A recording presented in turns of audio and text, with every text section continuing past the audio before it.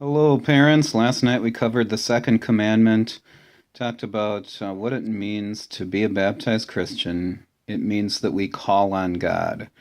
So often people think of the second commandment as just a prohibition, but we talked about how there's always with the commandments a positive aspect, not just something that you are forbidden from doing. And the positive aspect of the second commandment is to call on God. We talked about what enables us to call on God, which is Christ.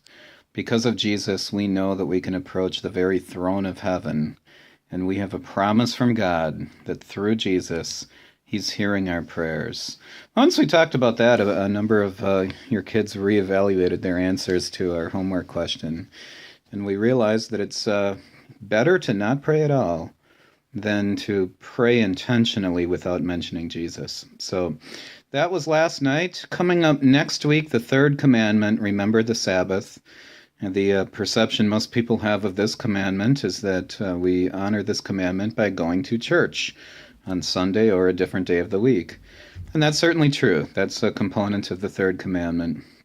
Ultimately, where we're going with this, we're going to talk about the third commandment being about setting aside time, intentionally setting aside time for our relationship with God, to talk to Him, as we talked about the second commandment, but also to listen to Him.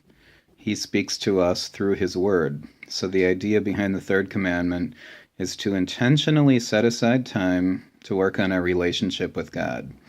The kids have a homework assignment that'll take 10 minutes to do. Actually, they don't have to do anything. Their homework assignment is to do nothing for 10 minutes. And then write down what they thought about. And generally, it's a kind of a stream of consciousness. The kids' minds go all kinds of different directions. They start thinking about all kinds of different things. The point that we're going to talk about in class is that if we don't intentionally set aside time for our relationship with God, our thoughts and our obligations will lead us down other paths. Not necessarily bad paths, but just not a path that leads to us working on our relationship with God. So that's where we're going next week. Third commandment, God's blessings on your conversations.